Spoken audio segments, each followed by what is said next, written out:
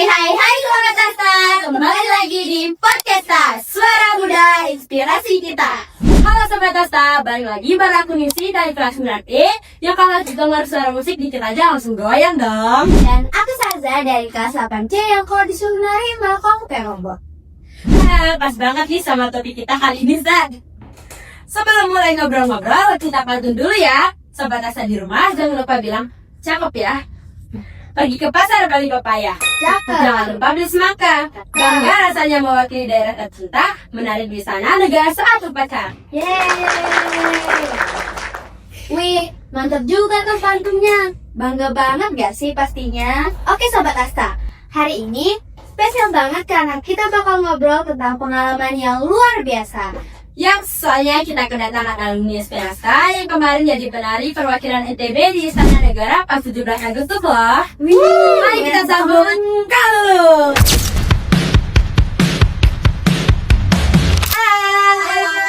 Hai Kak, wah seneng banget rasanya bisa ngobrol sama kakak yang udah bikin bangga NTB. Kalu apa kabar nih? Baik dong. Sekarang Kak Lulu sekolahnya di mana sih kalau boleh tahu? Di SMA 3 Mataram. Wih, sekolah impian. Nah, Kalu boleh cerita nggak gimana awalnya bisa kepilih jadi salah satu penari perwakilan NTB? Iya, pasti perjalanan menuju ke negara Islam tuh banyak pengalaman seru dan tantangannya gak sih? Boleh dong. Jadi waktu itu dulu sempat kepilih kayak diundang gitu kan dari sanggar sama ada beberapa sanggar lainnya buat tampil di acara Fornas. Nah selesai acara Fornas itu nggak lama dulu dicet sama kakak yang undang kita buat datang ke Taman Budaya. Nah di situ belum tahu kalau bakalan kepilih kan. Nah pas sampai sana baru dikasih tahu kalau dulu kepilih dari kalau nggak salah 500 orang yang ikut tampil di Fornas itu kepilih cuma 200 orang. Nah, alhamdulillahnya aku kepilih buat ikut tampil di Istana Negara. Nah, di situ kita langsung disuruh siapin berkas-berkas yang diperlukan buat berangkat ke sana. Wih, keren banget. Oh my god. Pasti perjalanan menuju Istana Negara itu banyak banget pengalaman seru dan tantangannya. Kakak, pas tampil di depan presiden dan tamu undangan, gimana perasaan kakak nih? Senang dong, soalnya banyak ketemu artis-artis. Ada banyak tadi juga. Oh my god. Idolanya Kak nih. Kalau menurut kamu, apa sih pelajaran paling berharga waktu tampil di istana? Pelajaran yang paling berharga waktu tampil di sana sih mungkin waktu gladinya gitu ya. Soalnya di sana kita diajarin benar-benar harus disiplin, tepat waktu, dan kita juga harus taatin aturan-aturan yang benar-benar ketat banget yang udah disampaikan. Iya sih, karena kalau bukan dari sekarang, kapan lagi kita belajar aturan-aturan? Emang kalau pada tahu aturannya ada di Istana Negara itu apa aja, Kak?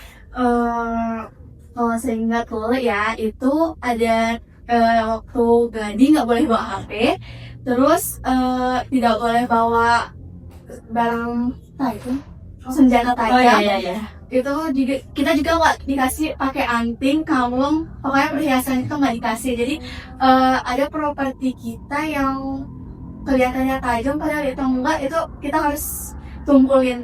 Oh gitu. Itu benar-benar ketat banget. Iya sih, benar-benar ketat banget sampai ya semua yang nggak boleh. Oh iya Kalu, selain Pak Mular tadi, siapa sih artis yang kelihatannya lebih cakep di real life daripada kayak di medsos gitu? Raffi Ahmad. Sultan Anda. Terus kakak foto nggak sama mereka? Enggak, kakak cuma fotonya sama Bobby doang. Dan apa lagi ya? Selain Raffi Ahmad ada siapa lagi? Payo enggak? Gitu, Mario. Ini lupa. Ada siapa? Mario yang sama Puji. Apa? Itu Ada. Tinggi. Siapa ya?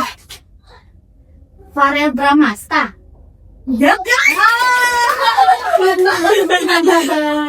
Wah, beruntung banget jadi kalau lu. BTW, kesananya dibayarin atau gimana? Nah, Dibayarin dong. Ternyata dari nari aja kita bisa ke Istana Negara tanpa keluar uang spesial pun loh. Pegang tangan gara-gara supaya nular. Yang paling aku penasaran nih, apa sih pesan Kang Lulu buat kita semua dan sobat asa di rumah yang punya mimpi besar? Terus bercoba, jangan putus asa, terus wujudin apa yang kamu inginkan. Wah, Benar ya sobat asa? kita harus terus coba. BTW kalau lu mau flashback nih, kalau lu sejak kapan sih mulai menyukai seni tari? Dari kelas 3 SD. Wow. Kita 3 SD atau enggak 2 SD? Sangat juga. Terus selama Kang Lulu latihan itu pernah gagal nggak sih? Pernah. Nah, kayak sulit untuk ngikutin gerakannya gitu sih. Terus selama waktu ngerasain gagal pernah mau ngerasa nyerah nggak sih?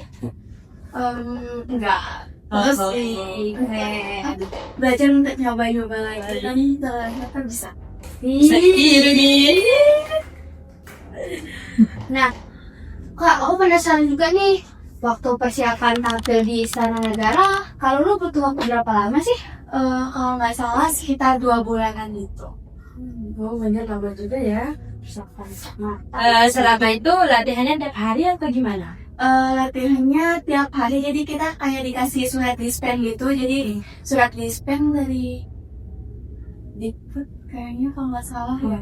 Itu buat kita supaya fokus buat latihan terus. Oh berarti nggak sekolah? Nggak sekolah. Dispen. Nah di situ Coba tuh kamu mau coba? di situ waktu latihannya kalau nggak salah kadang dari pagi sampai sore, kadang juga dari siang sampai sore juga. Nah waktu mendekati pergi ke Jakartanya itu kita latihan dari sore sampai malam, kalau nggak salah setengah 12 itu baru pulang. Soalnya kita dilihat dari tim Jakarta apakah udah bener-bener bagus buat ditampilin di sana apa enggak. Nah itu kita lama latihannya gara-gara ada banyak perubahan. Soalnya kita di sana tampilnya cuma bisa 5 menit, itu nggak boleh lebih. Lama banget ya, mungkin aku udah nggak ada tidur. Nggak kuat. Nah, lu keren banget ya. Lalu, kalau boleh tahu, selain pengalaman berharga yang kalau dapat di Istana Negara, kalau dapat kayak kegiatan lain nggak?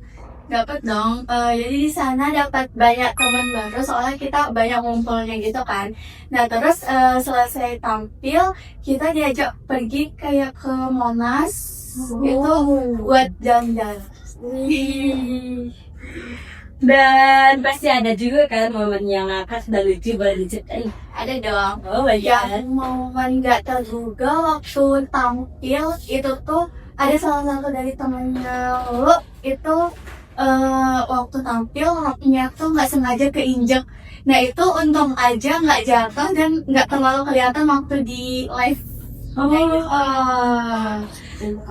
Wow. Eh, Jadi mau penasaran nih, Kak, boleh peragain salah satu gerakan tarinya nggak sih? Boleh nggak ya? Boleh dong. kita boleh ikutin nggak? Boleh. Ya. Let's go. Susah nggak ya? Bismillah. Amin. Jadi gerakan pertama itu apa itu? Ini kakinya maju ke depan terus kayak sambil digenjot gitu nggak sih? Digenjot. Gitu. Jadi 1, 2, 3. Apa itu? Ayo kita mencoba. Dulu, set. 1, 2, putar. Itu ya sih. Ini tidak bakat guys. Keren. Waduh, ternyata susah juga ya sampai sih sama kakak. Terima kasih ya Kak Lulu udah mau memperagakan salah satu gerakan tari yang telah kakak tampilkan di Istana Negara. By the way, pastikan Sobat Asa penasaran apa sih judul tarian yang pernah kakak tampilkan kemarin di Istana Negara? Jadi judulnya itu Spirit of Sasambo. Kalau boleh tahu, kenapa sih dinamakan Spirit of Sasambo? Jadi Spirit of Sasambo itu gabungan dari tari-tarian yang ada di Nusa Tenggara Barat. Jadi nggak cuma Lombok aja. Oh, berarti jadi satu. Iya. Gokil banget sih. Pasti banyak pengalaman yang berharga di sana. Oh my god. Ternyata jadi penari itu nggak gampang ya. Harus latihan keras, disiplin. Kalau belum dengan keren. Ajarin aku ya besok-besok datang lagi ke sini. Oke. Ya atasnya tunggu episode. Jangan udah menangkan apa lagi. Dan aku penasaran banget nih gimana sih reaksi orang tua, guru-guru dan teman kakak waktu tahu kalau lu bakal tampil di Istana Negara. Tentunya senang banget dan bangga sih kan sih. Aku aja yang di sini dengernya bangga gimana ya? Oke, di sekolahnya ada nggak sih yang kayak, ya nggak, sekolah nih sebulan gimana sih nilainya? Kok dia dikasih itu? Gak ada sih yang guru-guru sih pada bangga sih, malah kayak disanjung gitu. Mantap. Oh my god, keren banget, pengen. Mau juga. Kalau lu enak banget, udah ke Istana Negara nggak keluar uang, banggain NTB, Libur ketemu 2 Mel bulan. Teknik, Libur 2 bulan. ketemu Raffi Ahmad. Kira-kira itu diajak naik terapi nggak sih? Wah, sobat Asta di rumah, ternyata perjuangan Kak Lulu buat sampai ke Istana Negara nggak sehahahi podcast kita loh. Bayangin, Kak Lulu belajar dari kelas 3 SD, itu bertahun-tahun lamanya. Nah, kita baru 4 menit belajar di kelas, udah, aduh, ibu capek nulis, tangan pegel, mau jam pas, ibu kapan pulang? Keren banget. Dan semoga apa yang telah disampaikan oleh Kak Lulu bisa memotivasi kalian di rumah ya, yang mungkin menjadi seperti Kak Lulu. Yeay.